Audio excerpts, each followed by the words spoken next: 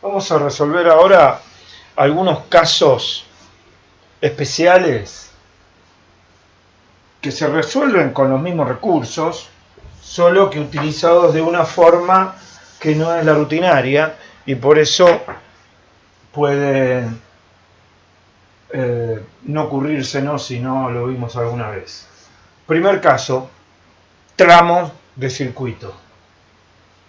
Puede ser que en algún problema no nos den un circuito completo, sino que nos den un circuito complejo, pero que además es un tramo de circuito. Supongamos que tenemos este esquema.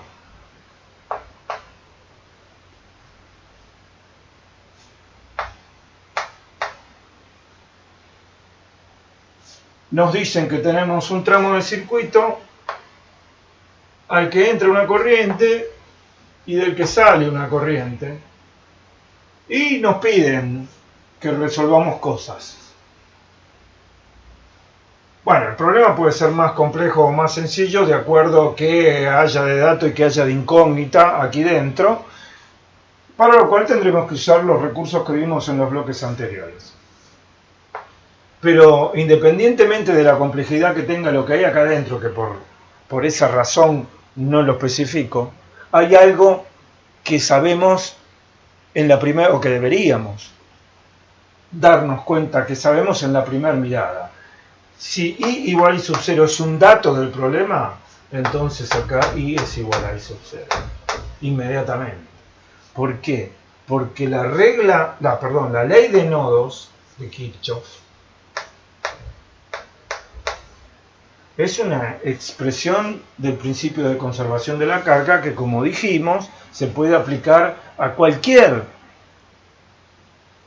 zona cerrada que atraviese el circuito. De manera que podemos definir una zona cerrada así, una superficie cerrada, no podemos imaginar una superficie gaussiana, y la corriente neta que atraviesa esta superficie tiene que ser cero. De manera que si acá entra I y solo sale corriente por acá, I sub 0 digamos, y solo sale corriente por acá, esta corriente es I sub 0.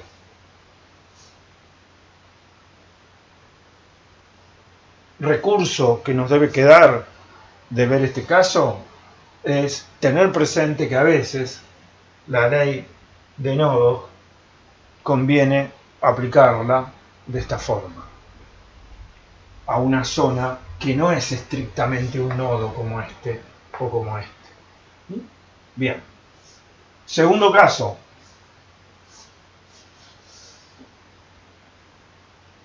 Descargas a tierra. Los circuitos suelen tener conexiones a tierra. Nuevamente el circuito puede ser tan complejo como queramos y quizá tenga una conexión a tierra acá. Si tiene una sola conexión a tierra, ¿cuál será la corriente I que circule por acá? Que se establezca en esa rama. Bien, si tiene una sola conexión a tierra al circuito, nuevamente aplicando la ley de nodos de esta forma, la corriente a tierra tiene que ser cero. ¿Para qué se conecta un circuito a tierra? Bien, una razón para conectar un circuito a tierra es asignarle un potencial definido al resto de los puntos del circuito, lo cual puede servir para que algunos puntos en cuestión del circuito tengan garantizada la tensión de puesta a tierra, es decir, que la diferencia de potencial entre esos puntos y la tierra sea cero. ¿Para qué sirve eso? Puede servir para evitar descargas inconvenientes del circuito a tierra. Si este punto puede ser manipulado de manera tal que se produzca en algún momento una conexión a tierra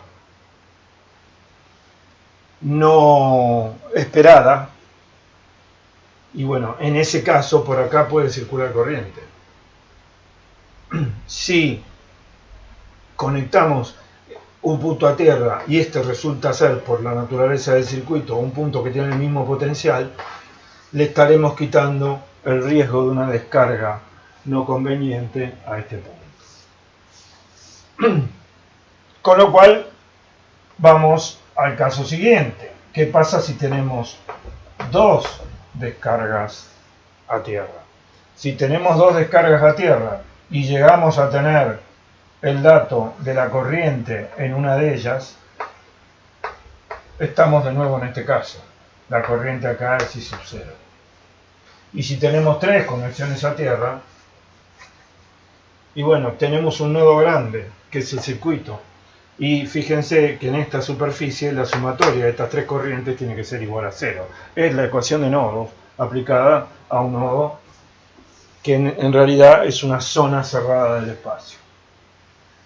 Y finalmente, ¿qué pasa si a nuestro circuito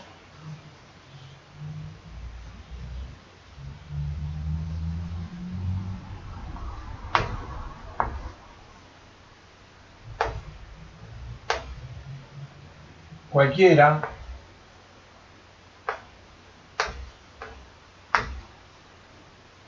le incorporamos ramas con capacitores? ¿Qué pasa si acá ponemos un capacitor? Bien, en un circuito en corriente continua, por la rama en la que hay un capacitor, no hay corriente. Podemos, para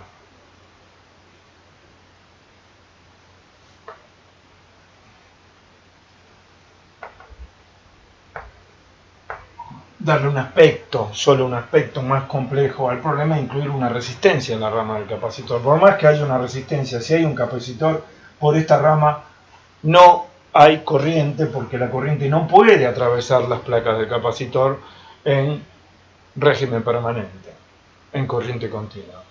O sea que una rama en la que hay un capacitor es una rama sin corriente, y entonces al circuito lo podemos resolver prescindiendo de la rama en la que está en el capacitor. Ahora puede ocurrir que nos pidan la carga en el capacitor. En ese caso, si nos piden la carga en el capacitor y nos dan de dato la capacidad del capacitor, lo que tendremos que hacer es calcular la diferencia de potencial entre los puntos a los cuales el capacitor está conectado, y con esa diferencia de potencial obtendremos la carga y la polaridad en el capacitor.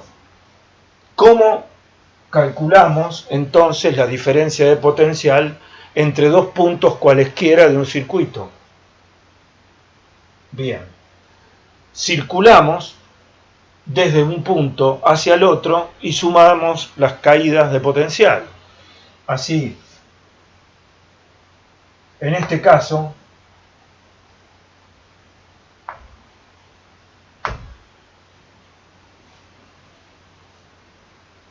si esto es R1, esto es R2 y esto es epsilon, diremos B sub A. Supongamos que en nuestro circuito pusimos I sub 1, por lo tanto la polaridad es así, y acá pusimos, vamos a ponerlo así, y digamos que esto es I sub 2.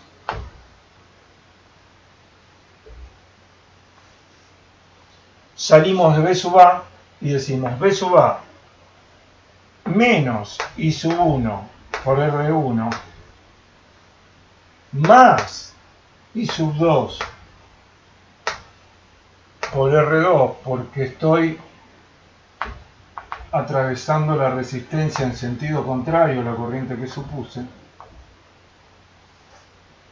menos epsilon igual a B sub B. Salí de A y llegué a B.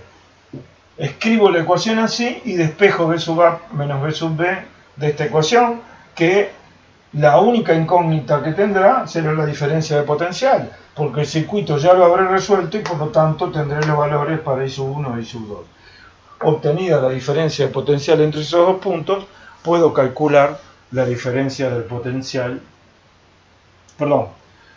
obtenida la diferencia de potencial entre esos dos puntos, tengo la diferencia de potencial entre las placas del capacitor y por lo tanto puedo calcular la carga. Esta resistencia no importa porque sobre la rama del capacitor no hay corriente y al no haber corriente no hay caída de potencial a través de la resistencia.